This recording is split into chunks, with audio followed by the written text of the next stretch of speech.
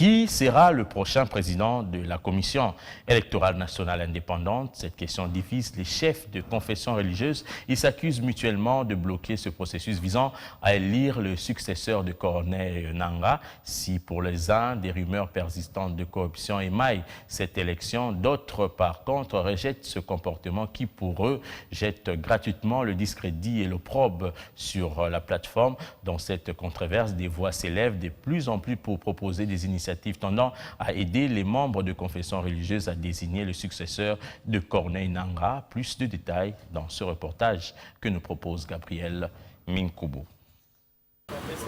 Qui prendra le règne de la Commission électorale nationale indépendante?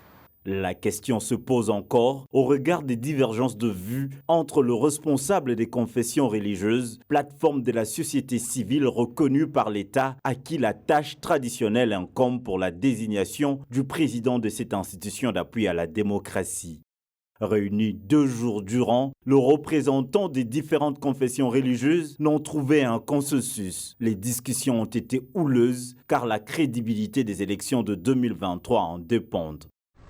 Dans un communiqué publié par la présidente de cette structure, je cite, « Après des échanges et évaluations, il n'a pas été possible de dégager un consensus sur cette personne et compte tenu de l'intransigeance des uns comme des autres et de rumeurs persistantes de la corruption, aussi par souci de privilégier une solution consensuelle, le président de séance a jugé bon de ne pas procéder au vote qui reste le dernier recours conformément à la charte de confession religieuse. » Fin de citation.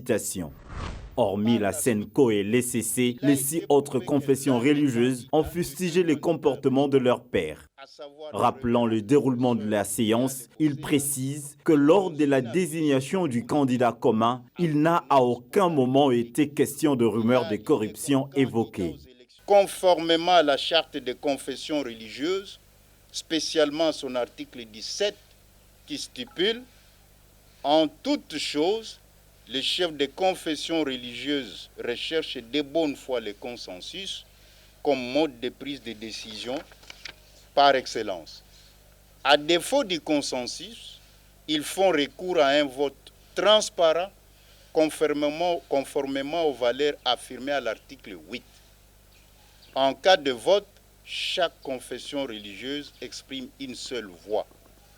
De cette restitution des faits, l'opinion retiendra qu'en aucun moment des échanges, il n'a été question des rumeurs de corruption évoquées aujourd'hui par certains chefs de confession religieuse pour jeter gratuitement le discrédit et l'opprobre sur leur père, ce qui est indigne des hommes de Dieu.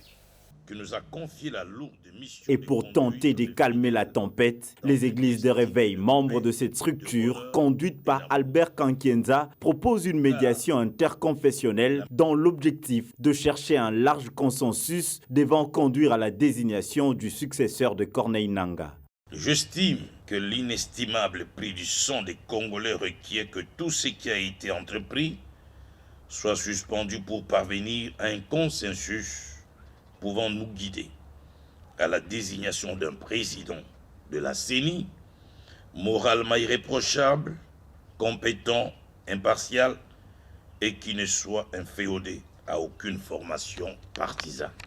Le comité des laïcs de coordination, quant à lui, rejette dans un communiqué l'idée de hisser à la tête de la CENI un autre pion de la manipulation et avertit la présidente de l'Assemblée nationale, je cite, que le peuple congolais n'acceptera jamais un membre de l'équipe Nangaa à la tête de la Commission électorale nationale indépendante. Fin de citation.